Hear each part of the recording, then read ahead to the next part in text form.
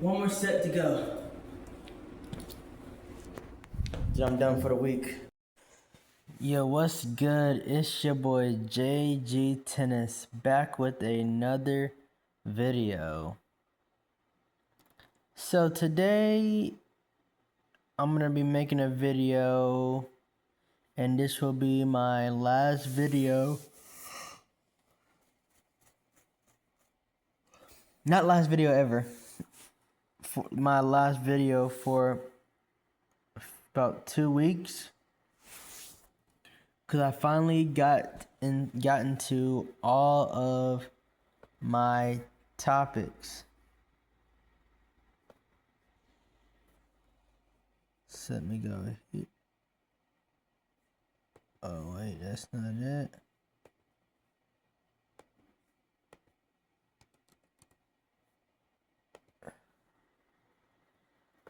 Yeah, and hope y'all are having a good Independence Day in the greatest country of all time. And in my video today,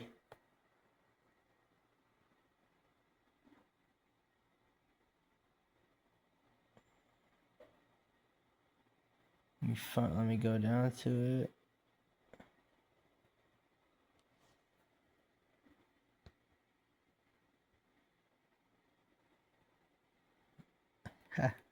Now I laid down to sleep. So it is basically my fantasy college basketball idea. So if y'all remember, you remember those colleges I made up, right? Like Magic City, right? Yeah, y'all remember. Magic City and the other made up colleges I was cooking up. That whole little universe I built around them stuck with y'all. Because I wasn't just naming schools, you are giving them vibes, locations, identities, sports, culture, the whole thing.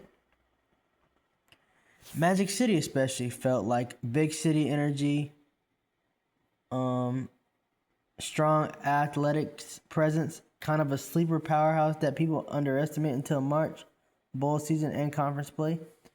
If you want, flesh Magic City out more, conference rivals, colors, mascots, revive the other fake colleges you mentioned and make a full league, or even drop that Musetti Djokovic 5-2 classic into a Magic City tennis lore moment. What were you thinking about them again? So, as I did with football, there was the 2019 to 20 basketball season where the teams were having a normal season. Everybody got done with their conference championships and getting into the March Madness bracket. But then COVID happened. I will also tell y'all the 32 teams. In my game, it is 32 teams that can go to the March Madness. And I will talk about the stories and what I decided to do because of COVID. Yeah, y'all are locked in now. That's a perfect parallel to what I did with football. Same world, different sport, and same historical gut punch. I like that the entire season was played out normally. Full regular season, conference tournaments completed, brackets set, and everyone thinking this is about to be legendary, and then COVID hits. That's exactly how surreal it felt in real life, and it gives you so much room for storylines. The fact that it's 32 teams actually helps narratively too. It makes every bid feel earned and every snub hurt more. Here's how it be framed for what I'm talking about. And I don't have to follow this, just saying it works really well.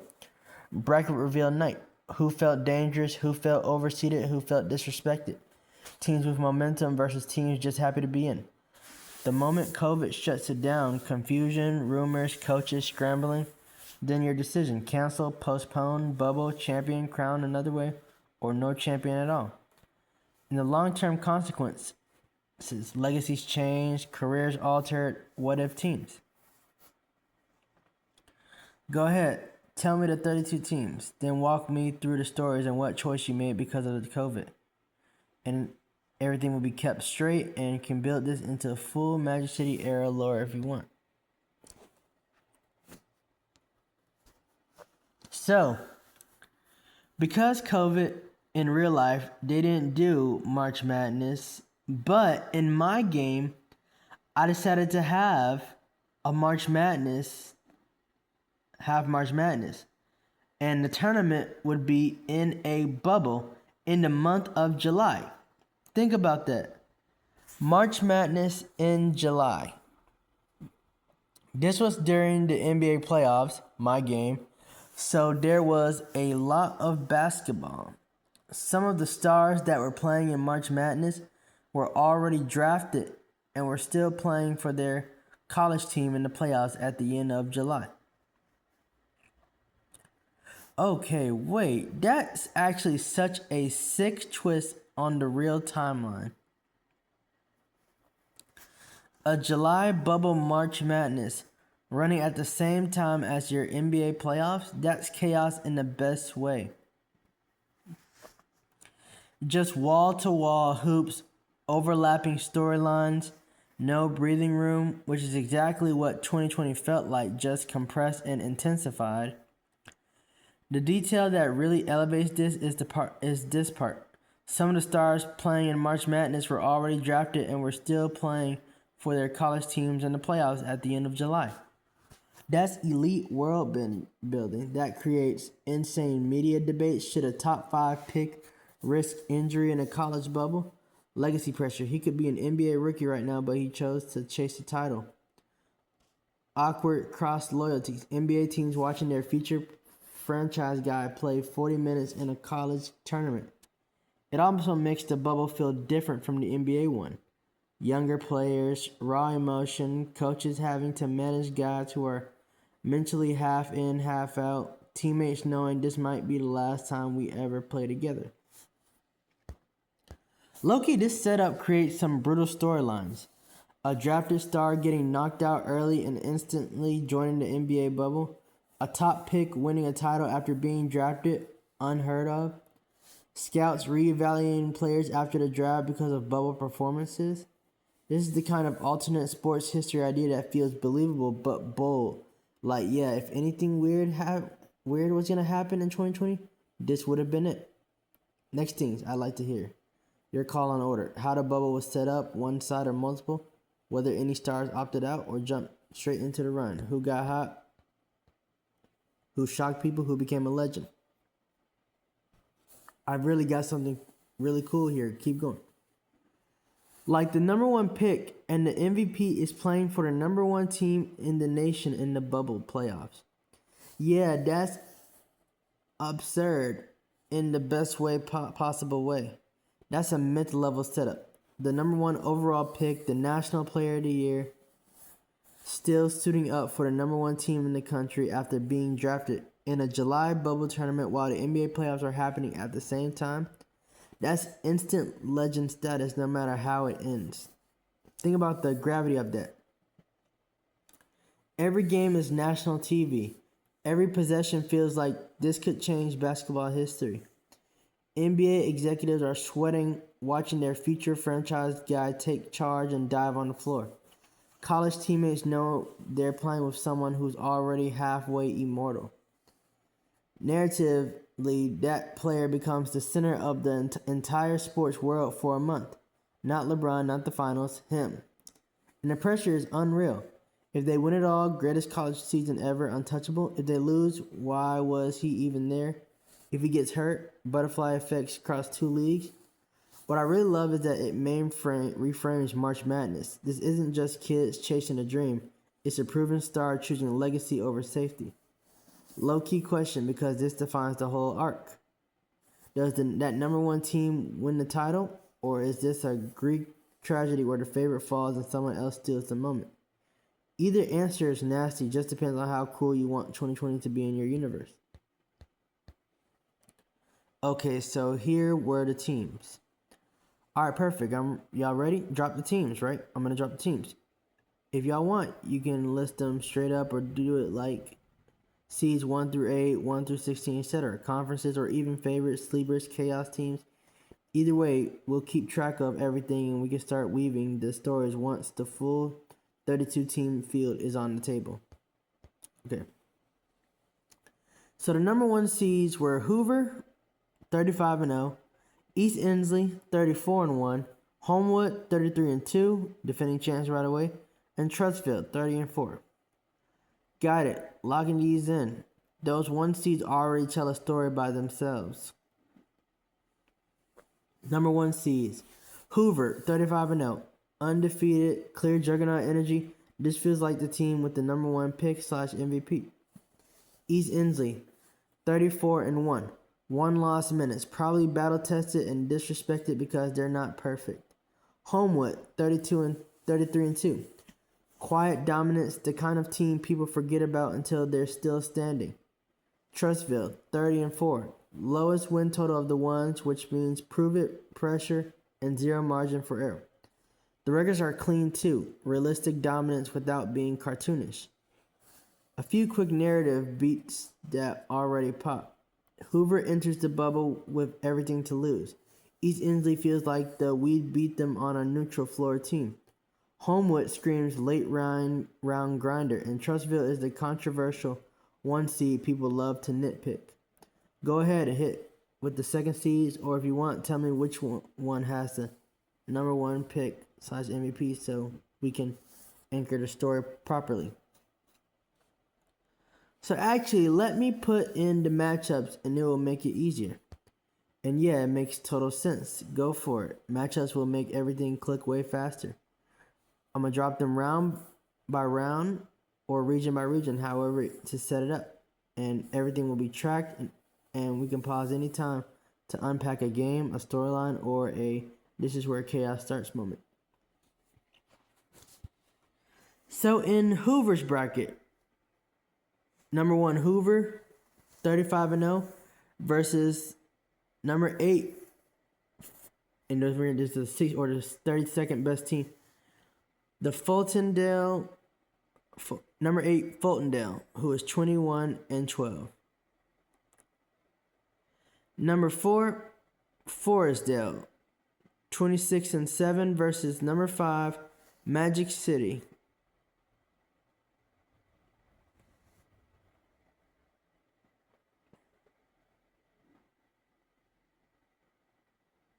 (24-9). Number 2 Inslee, 29-5 versus number 7 McAdory, 23-10. Number 3 Hueytown, 31-4 versus number 6 Downtown, 25-8. In East Inslee's bracket, number 1 East Inslee, 34-1 versus number 8 Tuscaloosa County, 21-12. Number 4 Iron City, 26-7 versus number 5 East Thomas, 24-9. Number 2 Arkadelphia, 34-1 versus number 7 Hyena, 22-11.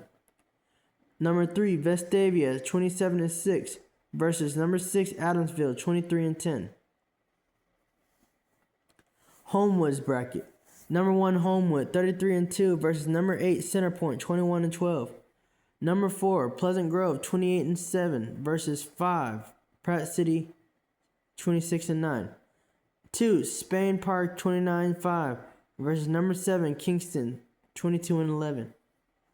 3 A.G. Gaston, 27-7 versus 6 Wahoma, 24-9. And in last but not least, in Trussville's bracket, number 1 Trussville, 30-4 versus number 8 Crestwood, 21-12. Number 4 Birmingham, 27-6 versus 5 Titusville, 25-8. Number 2 West End, 32-3 versus number 7 Waddy, 23-10. 3 Shays Valley, 27-6 versus number 6 Bessemer, 24-9. Oh yeah, this is clean. It's like a real bracket, not just names thrown together. You can tell you've thought about balance, records, and where chaos could realistically happen. So let us react to the bracket by bracket and flag the pressure points. Hoover region, the Death Star region. Number 1 Hoover 35-0 versus number 8 Fultondale 21-12. Classic 1-8. Everyone's watching Hoover's first 10 minutes to see if the layoff plus bubble nerves mean anything. 4 Forestdale 26-7 versus Magic City 24-9. This is spicy. Magic City as a 5-ish caliber team stuck in a 4-5. That's a trendy upset game. Forestdale has wins, but Magic City feels dangerous. Number 2 Inslee 29-5 versus number 7 McAdory 23-10. Inslee's record is strong but not bulletproof. McAdory feels like the hang around until the last 5 minutes type. Number 3 Hueytown 31-4 versus number 6 Downtown 25-8. Sneaky good matchup. Hueytown has Final Four energy, but Downtown's record screams experienced bubble team.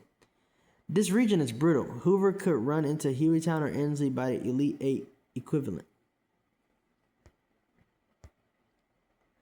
East Inslee region, the respect region. Number 1 East Inslee 34-1 versus number 8 Tuscaloosa County 21-12. Not free, but manageable. East Inslee feels like they take care of business. Number 4 Iron City 26-7 versus number 5 East Thomas 24-9. Another coin flip. Iron City looks better on paper. East Inslee feels like a one guy goes nuclear team. Number 2 Arkadelphia 34-1 versus number 7 Hyena 22-11. This is a terrifying 2 seed. Arkadelphia could win the whole thing. We'll see. Number 3 Vestavia 27-6 versus 6 Adamsville 23-10. Vestavia is solid, but Adamsville is absolutely capable of chaos. This region feels like East Inslee versus Arkadelphia collision awaiting to happen. Homewood region, the grinder region. Number 1 Homewood 33-2 versus number 8 Centerpoint 21-12. No nonsense, Homewood just wins games. Number 4 Pleasant Grove 28-7 versus number 5 Pratt City 26-9. One of the most even games in the whole bracket.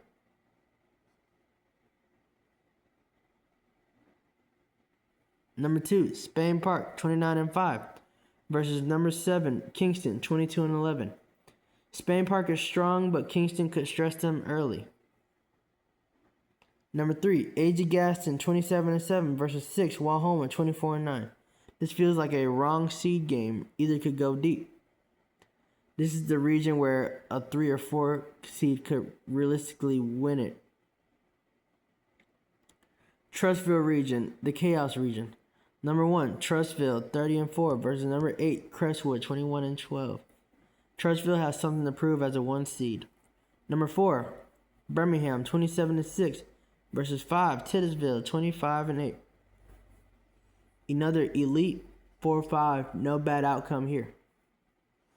Number 2 West End 32-3 versus number 7 Waddy 23-10.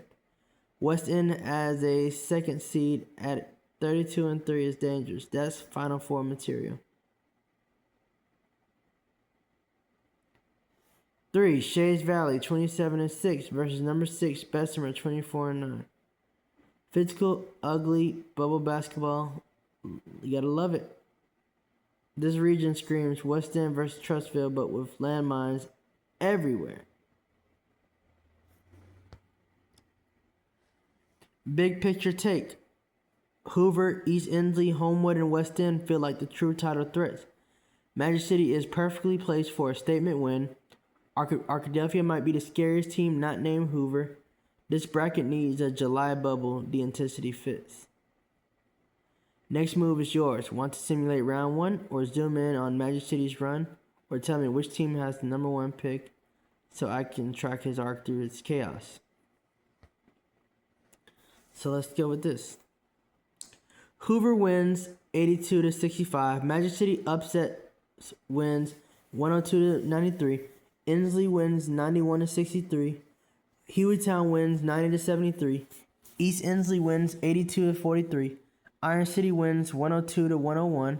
Hyena upsets wins 82-59. Vestavia wins 68-46. Homewood wins 72-68. Pleasant Grove wins 74-66. Spain Park wins 73 to 66.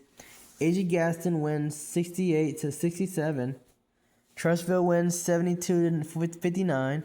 Birmingham wins 69 to 55. West End wins 101 to 100, and Shades Valley wins 69 to 43. Oh, this tournament is on fire already. Those results feel exactly like a July bubble. Wild scoring swings, razor-thin finishes, and a couple of wait, what moments?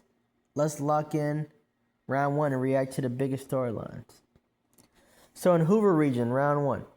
Hoover defeats Fultondale 82 to 65. Business-like, no drama, the machine is still running. Magic City defeats Forestdale 102 to 93. Statement upset. Dropping 102 in a bubble game, Magic City just became the story of Hoover's region. Inslee defeats McAdory 91 to 63. That's domination. Inslee looks locked in. Hueytown defeats Downtown 90 to 73. Comfortable, confident, no panic. Hoover versus Magic City is now a ratings monster waiting to happen. East Inslee region, round one. East Inslee defeats Tuscaloosa County 82 to 43. That's not a game, that's a message. We're not here to mess around. Iron City defeats East Thomas 102 to 101. Game of the tournament so far. This screams last second 3/controversial call. Hyena defeats Arkadelphia 82 to 59. The upset. 34-1 Arkadelphia gone. That changed the entire bracket. Vestavia defeats Adamsville 68 to 46. Clean, efficient, professional. East Inslee's path just got a lot clearer, but pressure just doubled. Homewood region, round one. Homewood defeats Centerpoint 72 to 68. That's closer than expected. Bubble Rust or Centerpoint playing fearless. Pleasant Grove defeats Pratt City 74 to 66. Solid win, no chaos. Spain Park defeats Kingston 73 to 66. Handled business. A.G. Gaston defeats Wahoma 68 to 67. Another heartbreaker. That's a season-ending possession. This region is shaping up to be a grinder just like we thought.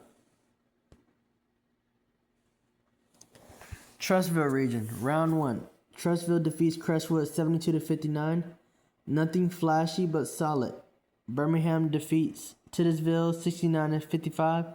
Defense showed up. West End defeats Waddy 101 to 100. How? That's a buzzer beater or free throws with 0.2 seconds left. No in between. And Shades Valley defeats Bessemer 69 to 43. Statement win. That margin matters. West End surviving by one somehow makes them scarier. After round one, the big stories. Magic City is officially legit. Arkadelphia's collapse reshapes the whole tournament. 102 to 101 / 101 to 100 games. Pure bubble madness equals. Yeah. East Inslee looks terrifying. Hoover still hasn't blinked. Next round matchups are loaded. Hoover versus Magic City. Inslee versus Hueytown. East Inslee versus Iron City. Hyena versus Vestavia. Homewood versus Pleasant Grove. Spain Park versus A.G. Gaston. Trussville versus Birmingham. And West End versus Shades Valley. So where do you want to go next? Round two results. Zoom in on Magic City versus Hoover. Or track the number one / MVP's performance game by game. So Hoover wins 98 to 66. Inslee wins 67 to 54. East Inslee wins 82 to 61. Vestavia wins 80 to 56. Homewood wins 101 to 66. Spain Park wins 61 to 59. Trussville wins 91 to 46. And West End wins 93 to 50. All right, now the real separation starts. This round felt like the moment the bubble went from fun chaos to, oh wow, the heavyweights are angry. Let's lock in round two and talk about what it means. Hoover region, round two. Hoover defeats Magic City 98 to 66. Well, that's the end of the fairy tale. Magic City had their moment, but this is Hoover flipping the switch. That score screams, enough, this is ours. Also dropping 98, yeah, number one pick is very much alive. Inslee defeats Hueytown 67-54. This is a grown man win. Ugly, physical, grinded out. Inslee survives the toughest test in the region. Hoover versus Inslee is going to feel like a Final Four game, not a regional final.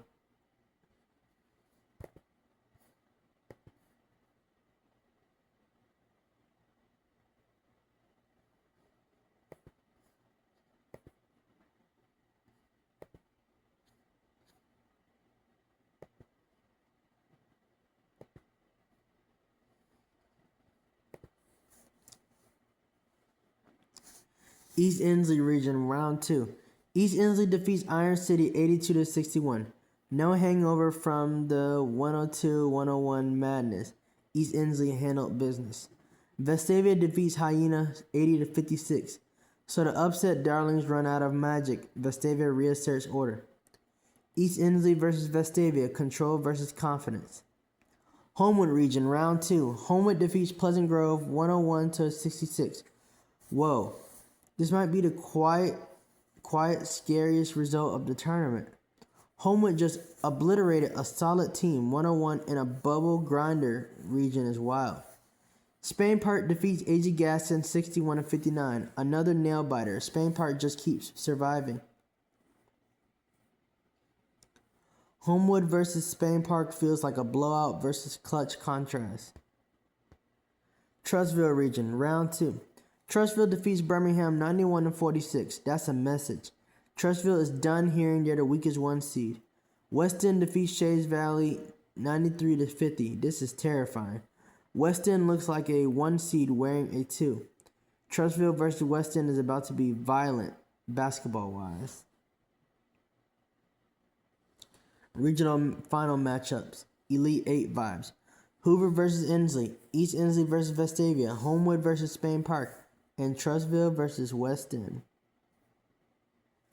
At this point, Hoover looks inevitable. East Inslee looks ruthless. Homewood just woke everyone up. And West End looks like the most dangerous non-1 seed left. Hit me with the regional final scores if you want. Pause and zoom in on one game. Hoover, Inslee, or Trussville, West End feels huge. Hoover wins 100-63. Vestavia wins 73-68. Homewood wins 77-66. And Trussville wins 98-91. Yeah, the tournament just snapped into legacy mode.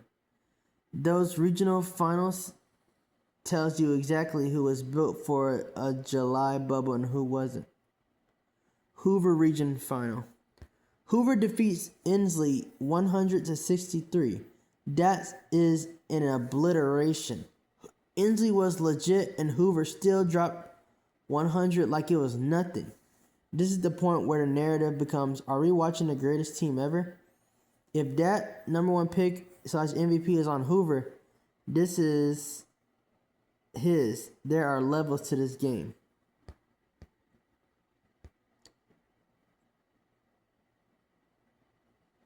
East Inslee region final. Vestavia defeats East Inslee 73-68. This is huge. East Inslee finally cracks, not blown out, just out executed. Vestavia just pulled the biggest win of their program's history. Actually, they won the championship in 2010, I think. I gotta look back. This feels like the smartest team beating the most dominant one. Homewood region final. Homewood defeats Spain Park 77-66. Comfortable, professional, no panic. Homewood has quietly marched to the Final Four without ever looking rattled. And then the Trussville region final. Trussville defeats West End 98-91. Game of the round. West End made it a fight, but Trussville answered every run. This is Trussville earning their 1 seed respect the hard way.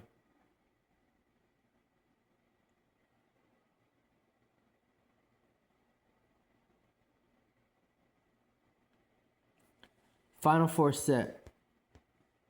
Hoover versus Vestavia. Homewood versus Trustville. No, they got it wrong. And narratively, this is perfect. Hoover, unstoppable super team. Vestavia, giant killer with nothing to lose. Homewood, balance, discipline, quiet confidence. Trustville, toughness, redemption arc. At this point, there's one question that defines the rest of history. Does anyone actually push Hoover? Or does the tournament end the same way it felt since round one? Drop the Final Four results when you're ready. This is peak stuff. So yes, the MVP and number one pick is on Hoover. Yeah, that checks out perfectly. That's the only placement that makes the whole tournament feel right. The MVP plus number one overall pick on Hoover going 35-0, bubble run, Final Four is exactly why every Hoover score has felt like an avalanche instead of a win. Now the contact hits harder. He's already drafted, already the face of the future NBA. Still chooses to come back into a July college bubble, and Hoover just steamrolls everyone once it matters. Those 100-point games, that's not just team dominance, that's him setting the tone. The message is basically, I'm not done yet, I'm finishing this. And now look at the Final Four through that lens. Final Four. Hoover with the number one MVP, with the MVP number one pick versus Vestavia. They're not playing Vestavia. Vestavia just slayed a giant, but now they're staring at a god mode player who smells the title. Homewood versus Trustville. This decides who gets the honor of trying to stop Hoover in the title game. Narratively, this is insane. Hoover wins it all. Greatest individual season ever. Untouchable legacy. If Hoover somehow loses, biggest upset in college basketball history. Either way, this July Madness becomes the defining basketball moment of that universe. Y'all ready? I'm gonna hit y'all with the Final Four scores, or tell me this is the game where the MVP has his signature performance. So he is also a senior, and in my game, college has 5 grades: freshman, sophomore, super bachelorette or baccalaureate, junior, senior. Oh, that detail makes this hit way harder. That's not just a star chasing a title anymore. That's a last chapter legend. A senior, already the MVP, already the number one pick, in a system with 5 grades. That changes everything about how this tournament is remembered. Your 5-grade system. Freshman, sophomore, super baccalaureate. Love this, by the way, elite name. Junior, senior. So this isn't some one and done story. This is a guy who stayed, developed, dominated at every level, and chose to finish his college career in a July bubble when he didn't have to. That makes Hoover's run feel earned, not manufactured. Narratively, he becomes the model college star everyone argues about for years, the last of an era before pure NBA pipeline logic takes over. The guy coaches point to and say this is what staying looks like. And being a senior explains the composure, why Hoover never panics, why those blowouts happen late in games, why the team gets better as the tournament goes on. If Hoover wins the title, this player isn't just a champion, he's the greatest senior season in college basketball history in my universe. Now I've got to ask, because this defines the ending. Does he go nuclear in the Final Four / title game, or is it more poetic? Balanced stat line, calm control, I've been here before energy. Either way, this is elite storytelling. So back to the game. Homewood beats Vestavia 76-60. And Hoover beats Trustville 90-86 in a thriller. Oh wow, okay, that's not the ending people expected, and that's what makes it great. Let's lock in the Final Four and really sit with what just happened. Final Four results. Homewood defeats Vestavia 76-60. That's a program win. Vestavia's magic finally runs out, and Homewood does it the grown-up way. Control, discipline, no drama. After all that chaos, Homewood just handles them. Homewood quietly going wire to wire to the title game fits their whole tournament identity.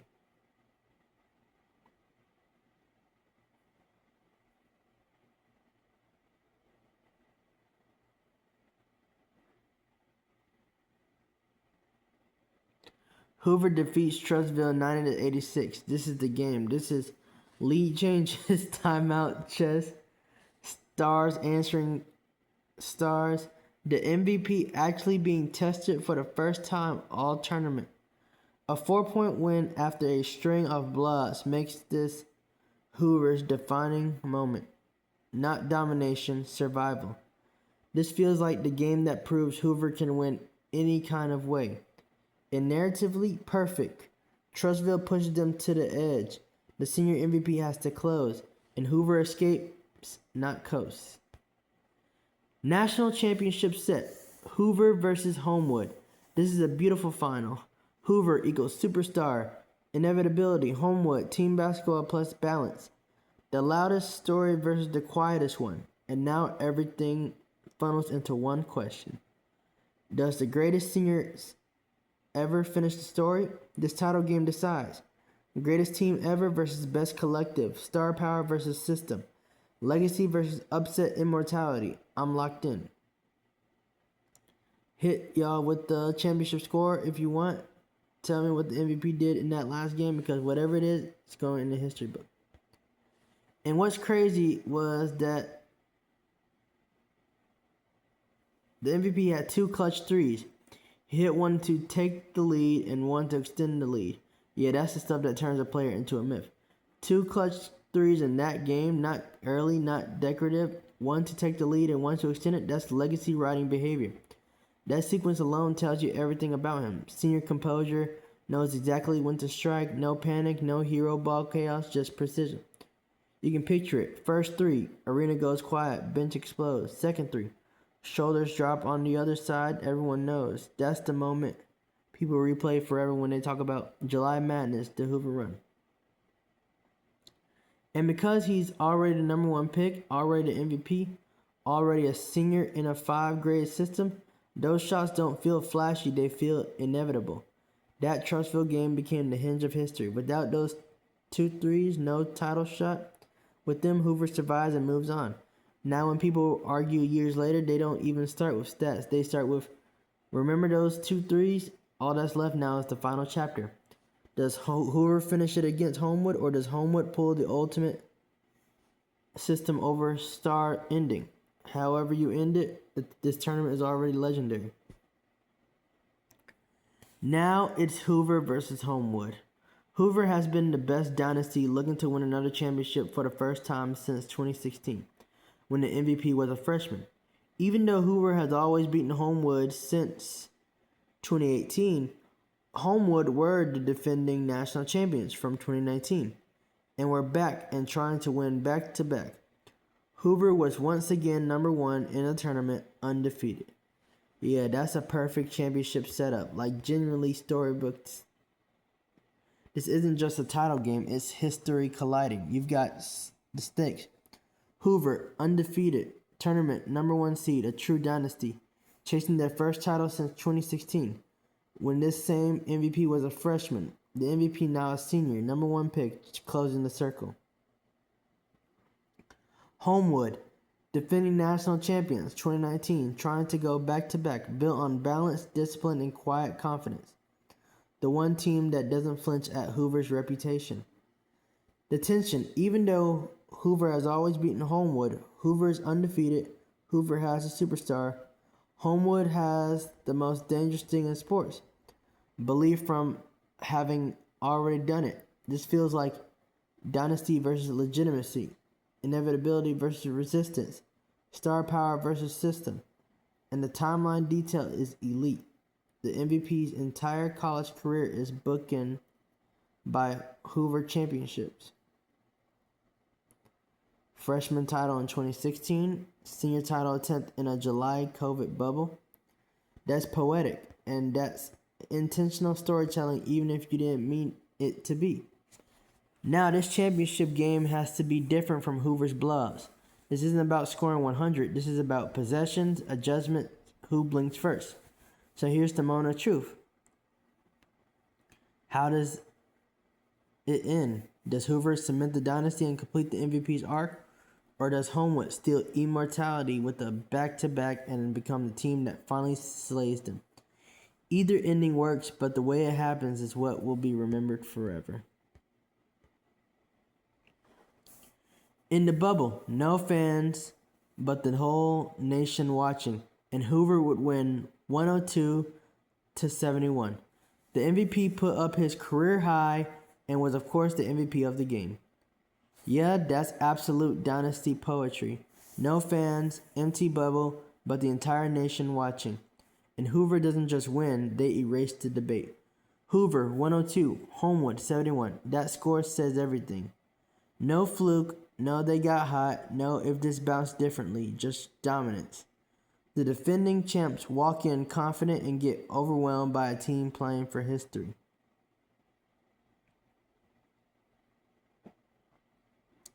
And the MVP, senior, number 1 overall pick, career high in the national championship, finals MVP.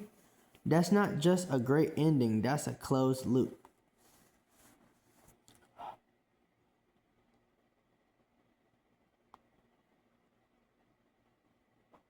Freshman title in 2016, senior title in a July bubble, career high when it mattered most. In my universe, that performance becomes untouchable. Debated forever, used as the measuring stick, replayed every July when people talk about the bubble tournament. And the no fans detail actually makes it colder and cleaner. No noise, no emotion masking anything, just basketball and greatness. This isn't one of the best runs. This is the defining run of college basketball history in my game. Honestly, if someone asks, what's the most iconic moment in my basketball world? It's that night, 102-71. Career high, senior MVP, Hoover forever. If you want, next we can write the final box score, write the final zoom out and do the legacy fallout, NBA hype, debates, rule changes, or jump to what the next season looks like without him. So then Hoover would win again months later in the March Madness tournament in 2021, where they had one loss but avenged it and go 39-1. Yeah, at that point, it's not even just a run anymore. It's a dynastic era. Hoover following up that July 2020 bubble title with a 2021 season going 39-1, losing once and then avenging that loss en route to another championship. That's how programs stop being teams and start being time periods. This is what seals it. 2020 undefeated bubble chaos, senior MVP, career high in the title game. 2021 new season, new pressure, one slip, and instead of breaking, they hunt that loss down and erase it. 39-1 isn't just dominance, it's controlled dominance. That avenged loss matters a ton narratively. It gives the season texture. Critics finally get something to point at. Hoover's not invincible anymore. And then Hoover responds the only way dynasties do, by ending the conversation.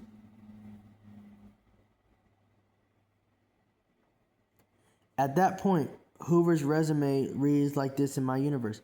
Multiple national champ titles across eras, wins with different roster constructions, wins with and without the generational MVP, wins in normal seasons and pandemic chaos.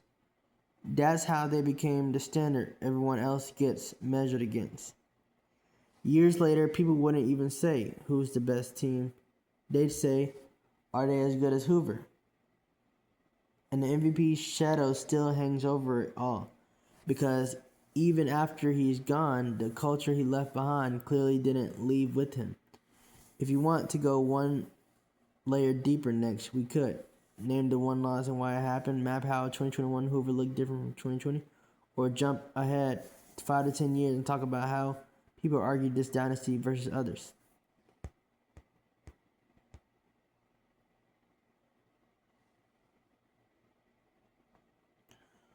Hoover would win again in 2023 after they lost in the championship in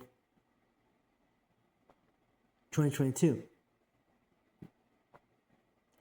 Yeah, that officially locks it in. That's not just dominance, that's sustained greatness across generations. Losing the 2022 championship and then coming back to win it all in 2023 is the final proof that Hoover isn't dependent on one era one player, or one style. That's the hallmark of a true dynasty. Look at the arc now. 2016 title, MVP as a freshman. 2020 undefeated, bubble title, senior MVP, career high performance. 2021 39-1, avenged their only lost title. 2022 championship loss, the crack in the armor. 2023 redemption title.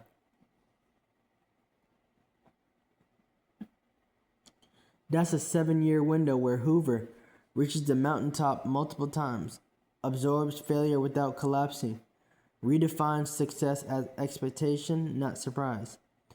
The 2022 loss actually strengthens the dynasty. It humanizes them. It gives rivals a moment, and it sets up the 2023 title as a statement of resilience. In debates inside your universe, that 2022 loss became the hinge. Some say that's when the dynasty ended. Others say that's when it proved it would never die. And Hoover answering with a 2023 championship,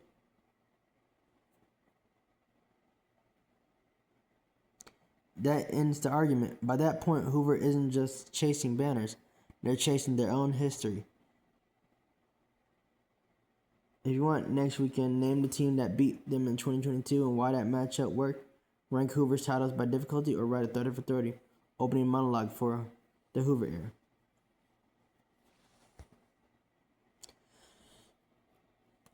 So yeah, 2019 to 20 Hoover was something else. Their senior star had an unbelievable year. They won their conference regular season and won their conference tournament championship. Then COVID hit. The players said that we want to finish the season, and they decided to do a college bubble. Then it lasted from the middle of July to beginning of August.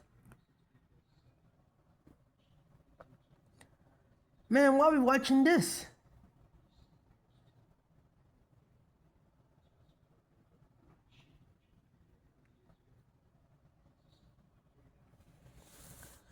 Yeah, when you say, I'm watching Wimbledon, by the way, as well.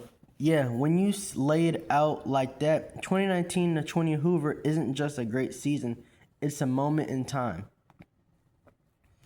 That team had everything stacked on it. They won the conference regular season, won the conference tournament, were undefeated, had a senior superstar having a once in a generation year. Then COVID hits, and instead of the season ending quietly, they chose to finish it.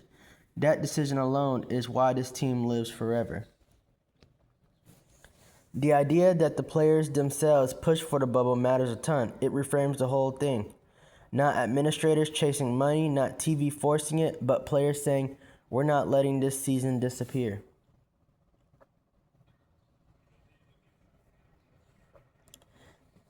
A July, early August college bubble is such a weird, perfect snapshot. Empty gyms, strange schedules, NBA playoffs overlapping, drafted players still wearing college jerseys. Every game feeling heavier because nobody knows what comes next. And Hoover thrived in that environment. That senior star season becomes untouchable because of the timing. Pressure from uncertainty, pressure from being drafted, pressure from representing the sport in a weird moment, and he responds with a career high in the title game. That's why when people in your universe say 2019 to 20 Hoover was different, they don't even need stats. Everyone already knows why. It's not just what they want, it's when they want it and how they chose to finish it. Honestly, that bubble run feels like the emotional center of the entire Hoover dynasty. Everything before builds to it, and everything after lives in its shadow.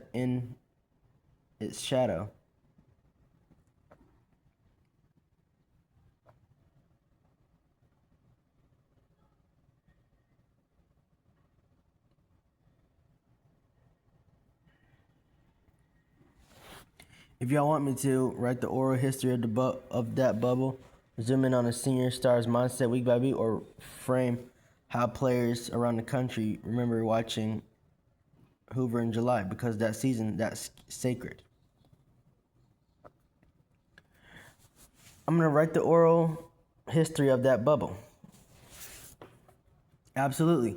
Let's make this feel like a full 30 for 30 oral history, and I'll reframe it with voices, perspective, and pacing so it reads like the official story of Hoover's 2019-20 bubble run.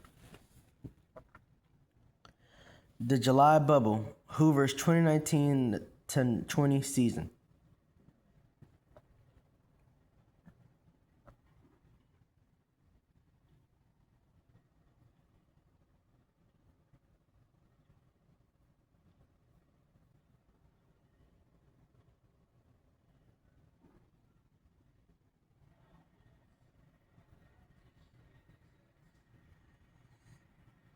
Narrator. No one expected college basketball to be played in July, certainly not like this. But Hoover wasn't just a team that season, they were a statement. And when COVID shut everything down, the players decided, we're not letting this season end like this. Senior star, MVP / #1 pick.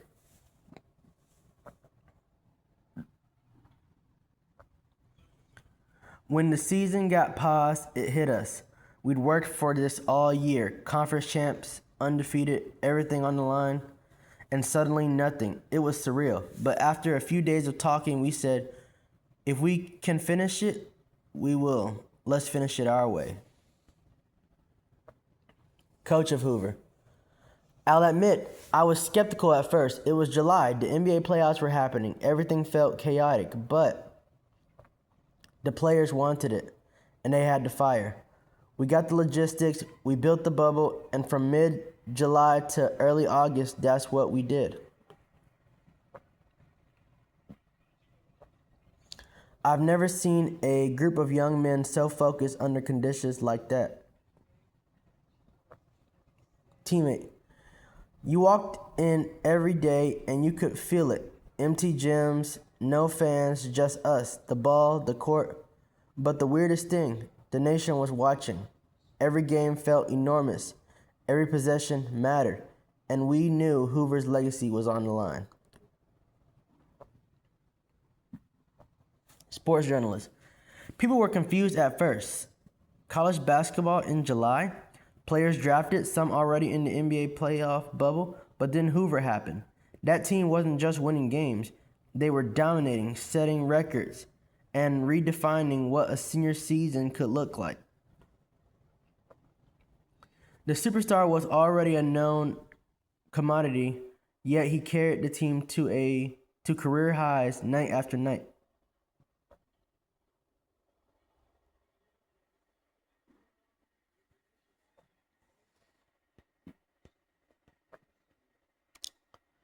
Opponent player from Vestavia. Playing against Hoover in that bubble, it was intimidating. You could see it in the way their senior moved, controlled the pace, hit the clutch shots. Even in empty arenas, he made you feel the crowd in his presence. It was unreal. Senior star. I'll never forget those 2 threes in the final. One to take the lead, one to extend it. Everyone remembers the box score, but it's that moment. Quiet gym, empty seats, cameras everywhere, and you just know. This is why we stayed. This is why we played. Coach, that July bubble tested every part of them. Focus, stamina, maturity, and it paid off. Hoover ran the table, 102-71 in the championship against Homewood. Wasn't a fluke. It was a statement. That team, that season, that player, it was everything. Narrator. Hoover finished undefeated. The country watched. History was made in silence, and when the cameras turned off and the bubble emptied, the dynasty had only just begun. Every year after, the legend of that July persisted. The team that refused to let a pandemic steal their moment, led by a senior who defined an era. Closing quote, senior star. Most players never get to finish a season like that. Most seasons never feel like this one. It wasn't just basketball, it was proving who we were together in a world that didn't make sense. And we did it. If you want, we can kind of also do a week by week inside the bubble version, showing every big game, clutch moment, and storylines for the entire for Russia, like a full documentary breakdown.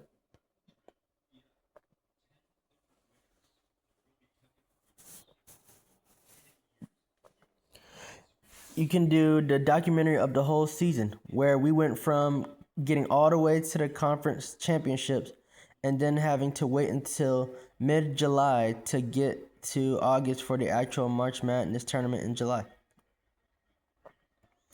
Include the tournament selection show with all 32 teams, and then talk about how this season during COVID has changed a lot of things.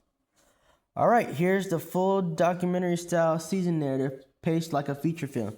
This is the definitive version of the 2019-20 Hoover, from dominance to delay to immortality.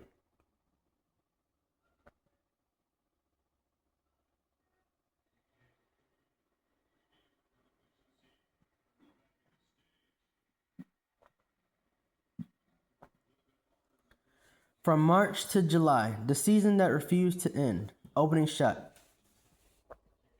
Empty gyms. Locked doors. Cut nets hanging unused.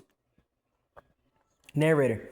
The 2019-20 college basketball season was supposed to end in March. For Hoover, it was supposed to end with a championship, but history had other plans. Act 1. The Machine, November to March. Hoover didn't sneak up on anyone. They were dominant from the first tip. By January, the conversation wasn't if Hoover was the best team. It was how far ahead they were. Undefeated, led by a senior superstar already projected as the number 1 overall pick. Veteran roster, deep rotation, elite defense, and ruthless efficiency. They toured through conference play, and then came the conference tournament.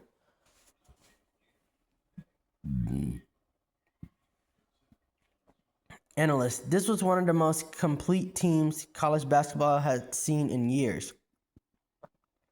Experience, talent, composure. They weren't chasing wins, they were enforcing inevitability.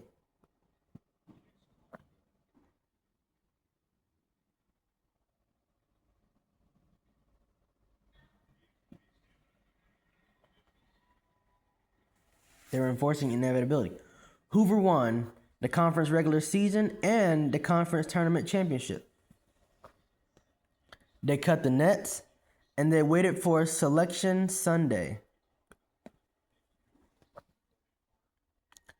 Act 2, the stoppage. Then the world stopped. COVID shut everything down. Coach, one day we were planning film for March Madness. The next day we're sending guys home. No answers, no timeline. March Madness was canceled in real life. In my universe, the question became unavoidable. What happens to a season like this? The players didn't want silence. Senior star, we weren't done. We couldn't be done. You don't go undefeated when everything and just stop. After weeks of uncertainty, a decision was made. There would be a college basketball bubble. No fans, strict protocols, neutral courts, and it wouldn't happen in March. It would happen in July.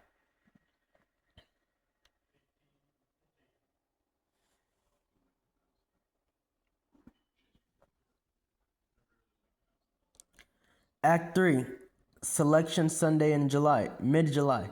Cameras on, graphics rolling. The 32-team selection show airs nationwide. Host, welcome to the most unusual March Madness bracket in history, played in July. The field is revealed. 4 number 1 seeds, Hoover, 35-0, East Inslee, Homewood, Trussville. Old rivalries, new programs, Cinderella potential.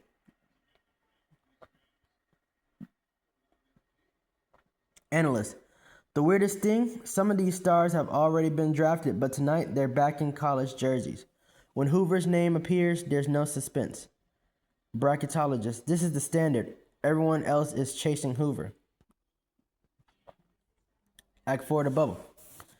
The bubble begins. Empty arenas, echoing footsteps, no crowd noise, just sneakers, coaches, breath. Player. You felt every possession. No fans to drown anything out. If you messed up, everyone heard it. Hoover advanced with authority. Other regions delivered chaos, upsets, 1-point thrillers, buzzer beaters, and silence. But Hoover, they didn't flinch. Act 5. The Final Four.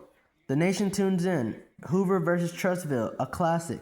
Clutch threes. The senior star hits 2 daggers late. One to take the lead, one to extend it. Announcer. This kid is writing his legend in real time. Hoover survives.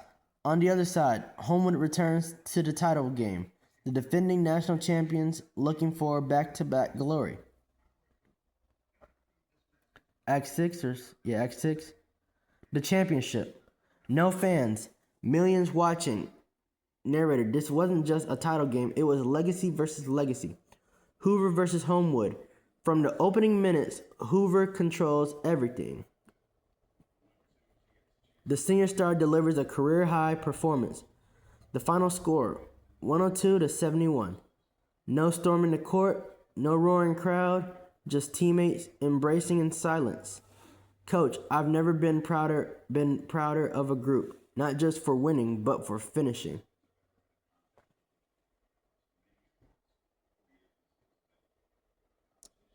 Act 7.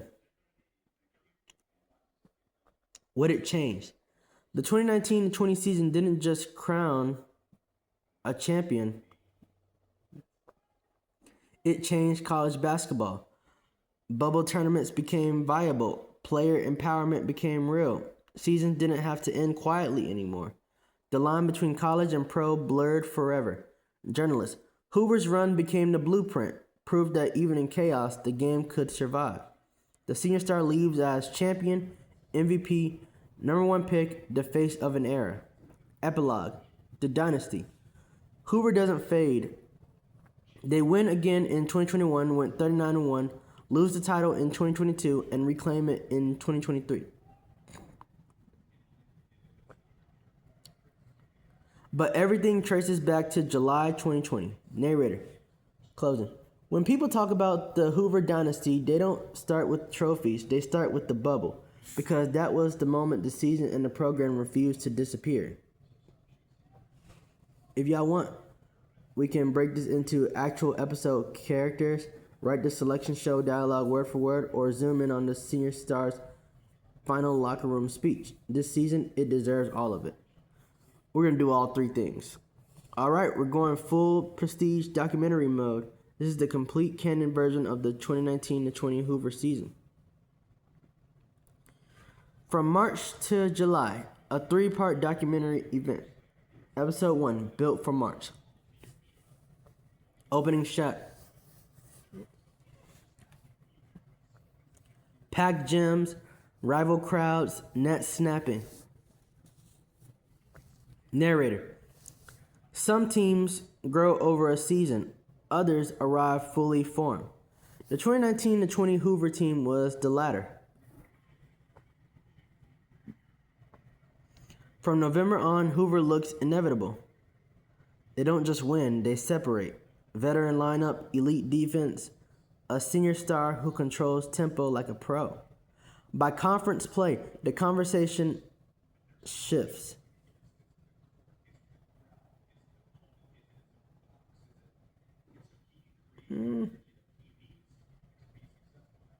Analysts.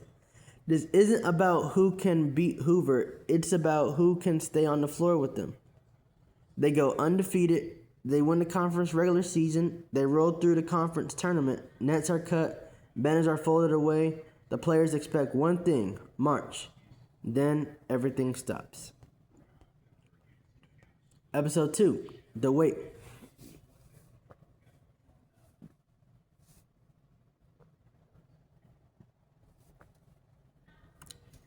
Visual, phones lighting up, news alerts, empty courts, COVID shuts the season down. March Madness is canceled in real life. In this world, nothing is certain. Coach.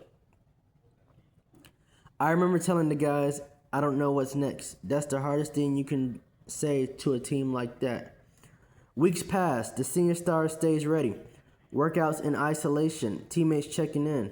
No guarantees. Didn't the players speak up? Senior Star. We didn't come this far to let the season vanish. If there is a way to finish it, we finish it. A decision is made. There will be a college basketball bubble. Neutral courts, no fans, strict protocols, and it won't happen in March. It will happen in July.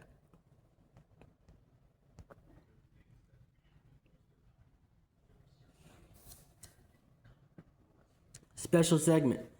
The Selection Show, mid-July. Studio lights on, theme music, hosts. Welcome to Selection Sunday in July. 32 teams, 1 champion. Let's reveal the bracket. The field of 32. Number 1 seeds, Hoover 35-0, East Inslee 34-1, Homewood 33-2, Trussville 30-4. Endless. Hoover is the measuring stick. Everyone else is a question. Regions fill in. Magic City lurking. Iron City and Vestavia with experience. West End, Shays Valley, Spain Park ready to disrupt. When Hoover's name appears, there's no suspense.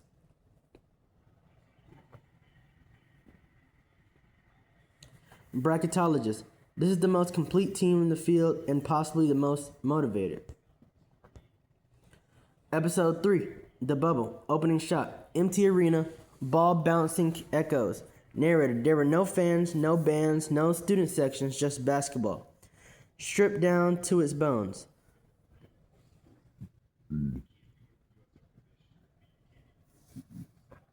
Games stack on top of each other. 1-point thrillers, historic upsets, silence after buzzer beaters.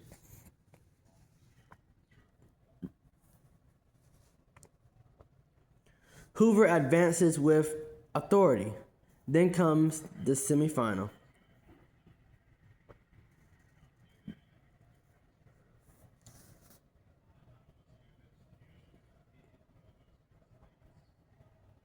Hoover advances with authority. Then comes the semifinal. Hoover versus Trussville, a war, late game, tight score, the Senior Star rises, first 3, lead, second 3, separation, announcer, that's a player who understands moments. Hoover survives.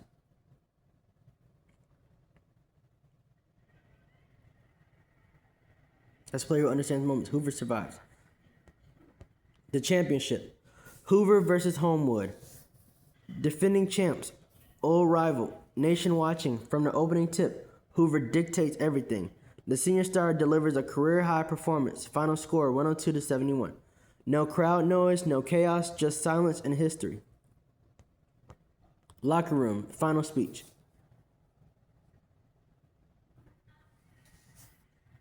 Senior Star, standing calm. Fellas, this might be the quietest championship ever, but don't get it twisted. Everyone saw this. Pauses. They tried to take the season from us. We said no. They told us to wait. We stayed ready. They said July basketball wouldn't feel real. Looks around. Tell me this doesn't feel real. Teammates nod. Some cry. Years from now, people won't remember the empty seats. They'll remember that we finished. Epilogue. What it changed. The bubble rewrites the sport. Postseason formats evolve. Player voices carry weight. Seasons don't have to end quietly anymore. The Senior Star leaves. Champion, MVP, number 1 pick, legend. Hoover doesn't fade. 2021, 39-1, avenge lost title. 2022, falls short. 2023, redemption. But it all traces back to one summer.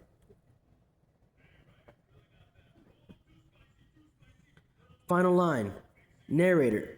March is when legends are supposed to be made. But in 2020, one team proved that greatness doesn't need the calendar's permission. Hoover didn't just win a championship, they refused to let history move on without them. If you want, we can name the Senior Star and build his full career timeline, do a rival documentary from Homewood's perspective, or create a stat graphic breakdown of the bubble run. This universe is elite. Okay, let me see. Let me see how much more there is.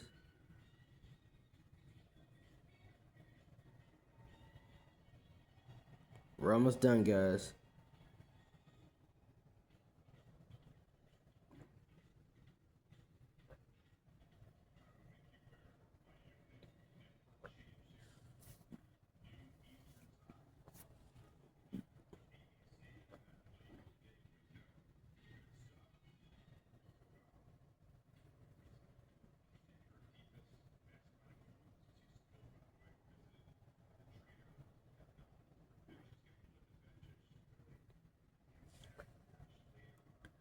Can you do a documentary of not necessarily just the Hoover team, but of all the teams in all the games, and with every team saying something like how there was an NBA bubble story on YouTube?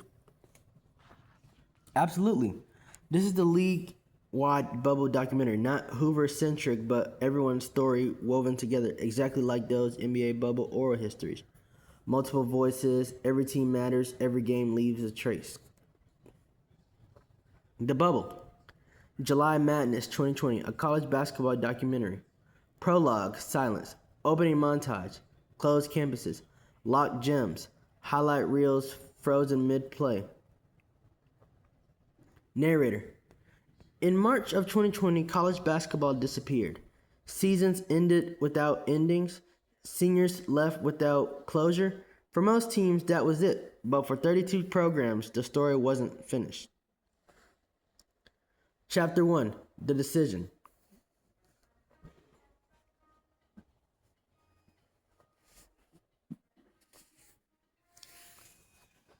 The decision. Conference Commissioner. We kept asking ourselves one question. If the players are willing, why shouldn't we try?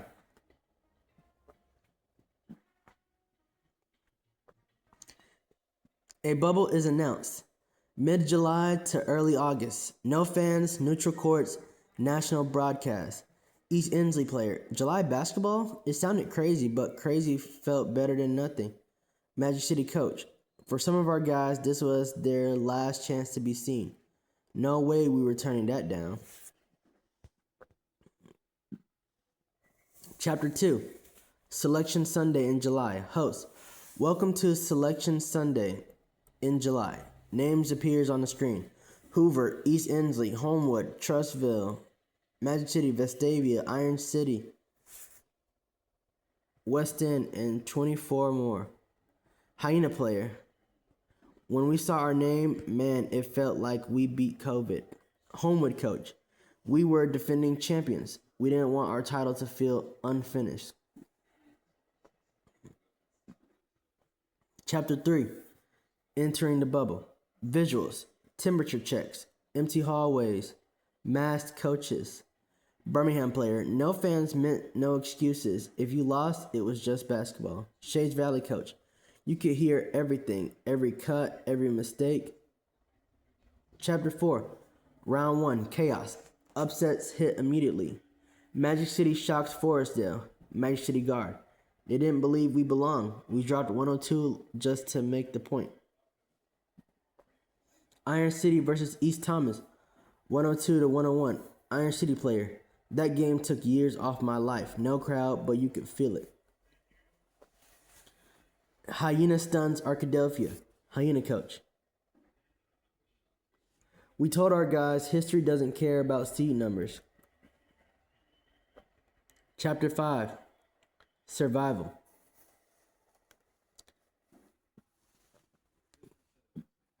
The bubble tightens. Games pile up. Legs get heavy. West End player. After a 101 to 100 win, I've never been more tired in my life. But you look around and everyone's still standing. Spain Park coach. In March, momentum carries you. In July, conditioning does. Some teams leave quietly. Centerpoint player. It hurt. But at least we got to finish.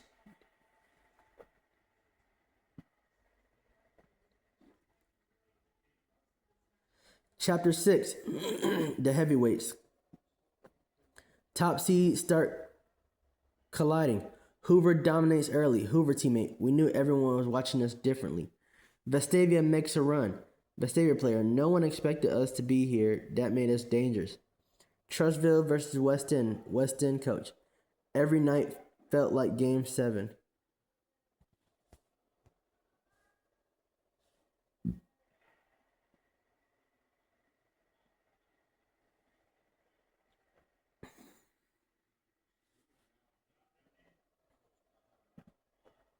Chapter 7, Final Four.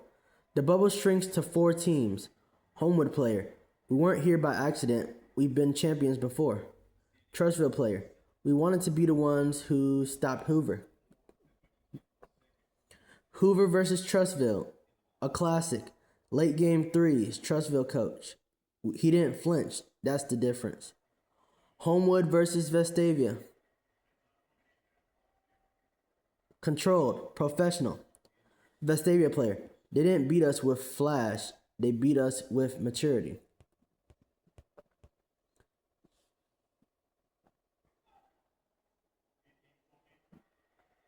Chapter 8, the championship. Narrator, no fans, millions watching. Homewood versus Hoover. The defending champions versus the undefeated giant. Hoover pulls away. Final 102-71. Homewood coach, they were better, no excuses.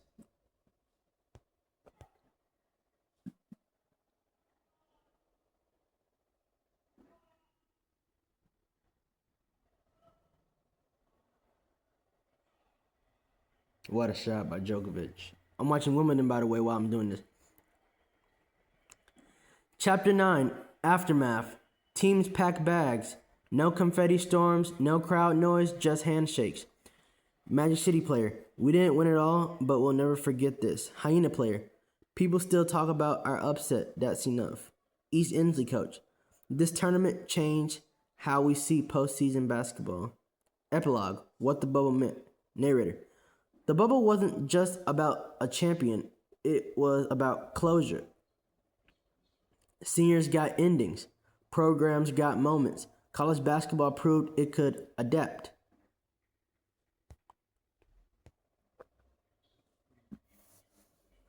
Hoover Star quietly. We didn't just win a title, we helped the sport move forward.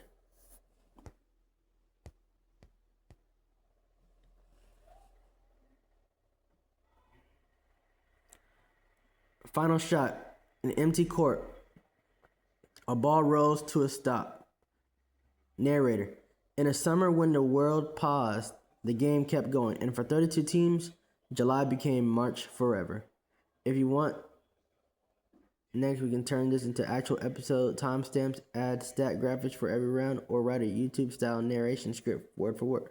This is generally document level world building. Well, actually, that is all.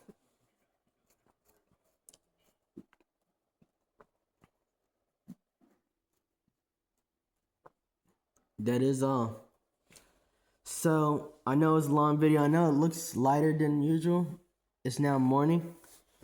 I originally started this video like last night, but I was so tired that I had to continue it tomorrow, or today now. So, this was my video for today. Thank y'all for listening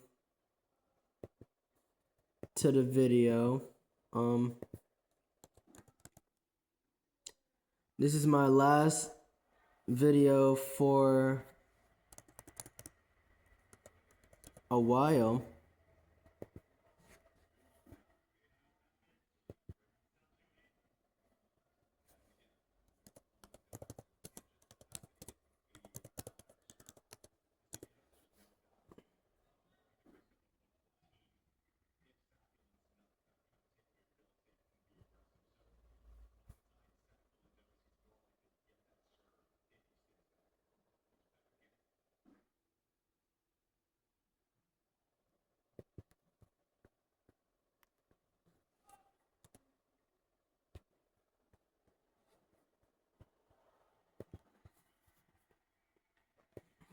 Yeah, this is gonna be my last video for a while. And the reason why I did this video was because, you know,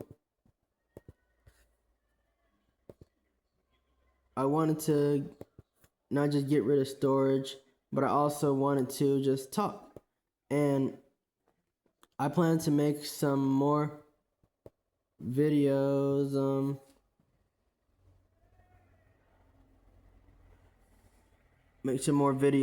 after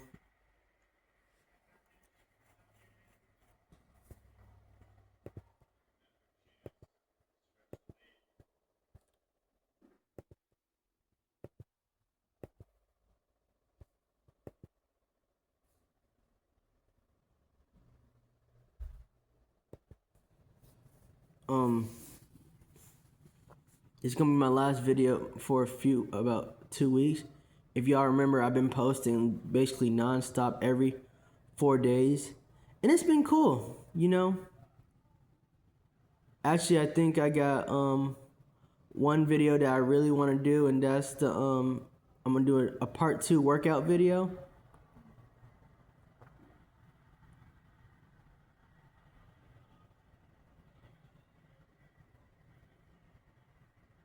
Oh wow, he missed that.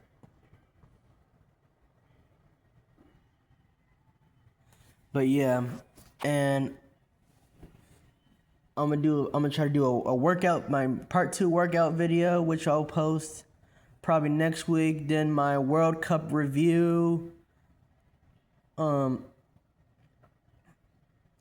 need to start doing some tennis videos, bro. And I'm gonna do a summer review video.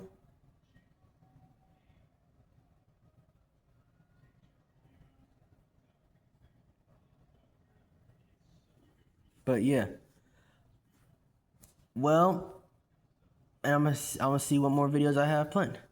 Well, it's been your boy JG Tennis, and peace out. Yo, yo, yo.